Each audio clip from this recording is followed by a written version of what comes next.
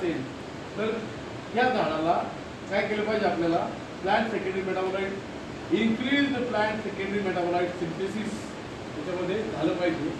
आणि हे होण्यासाठी लागतंय काय, करेक्ट मायक्रोवेव्ह. बघा इथे पहिल्या स्लाइडमध्ये, 2 स्लाइडमध्ये काय लागत होतं, करेक्ट न्यूट्रिशन लागत होतं. आणि वरच्या 2 स्लाइडमध्ये काय लागतंय, करेक्ट मायक्रोवेव्ह लागतंय. जर झाडाला जमिनीतून आणि फवारणीतून जर आपण करेक्ट मायक्रोवेव्ह देऊ शकलो तर प्लांट इम्युन पाथवेज ऍक्टिव्हेट होतात, SAR ISR. त्यानंतर increase plant secondary metabolite synthesis होतो झाडामध्ये. आणि एक लेवल आली प्लांट सेकंडरी मेटाबोलाइटची का झाडावर कोणतंही पेस्ट ऍक्ट करत नाही. त्याच्यावर टोटल इम्युनिटी इथे तापमानापासून, थंडीपासून, सॉल्टपासून स्ट्रेस जो काही तयार होतो तो सुद्धा होत नाही.